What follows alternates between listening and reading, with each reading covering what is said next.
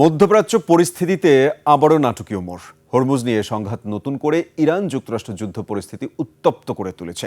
মার্কিন বিমান হামলার জবাবে মধ্যপ্রাচ্যের একাধিক দেশে থাকা যুক্তরাষ্ট্র ও তাদের মিত্রদের ঘাঁটিতে একযোগে ক্ষেপণাস্ত্র ও ড্রোন হামলা চালিয়েছে তেহরান। আর ইরানের তেল সমৃদ্ধ খুজেস্তান প্রদেশে একটি কৃষি সেচ পাম্পে নতুন করে মার্কিন প্রজেক্টাইল আঘাত হেনেছে। এতে এক ইরানি নিরাপত্তা কর্মী নিহত হন। অন্যদিকে অচল হয়ে পড়া হরমুজ প্রণালী নিয়ে জরুরি বৈঠক ডেকেছে ইউরোপীয় ইউনিয়ন। আফসানা নীলা রিপোর্ট। হরমুজ প্রণালীর নিয়ন্ত্রণ নিয়ে ইরান যুক্তরাষ্ট্র দুই দেশের মধ্যকার উত্তেজনা এখন তুঙ্গে। পূর্ণাঙ্গ যুদ্ধের দিকে এগোচ্ছে হামলা পাল্টা হামলার সহিংসতা।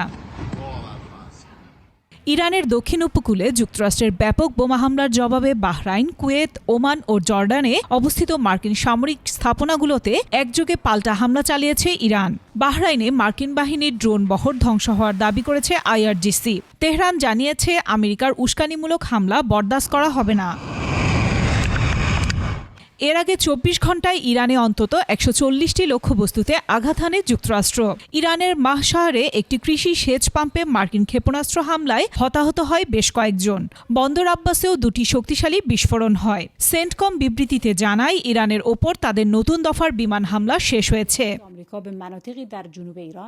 তবে ইরানি সামরিক বাহিনী এক বিবৃতিতে স্পষ্ট জানিয়ে দিয়েছে, জাতিসংঘের সনদ লঙ্ঘন করে মার্কিন এই আগ্রাসনের বিরুদ্ধে তারা দেশের সার্বভৌমত্ব রক্ষায় শেষ পর্যন্ত লড়বে।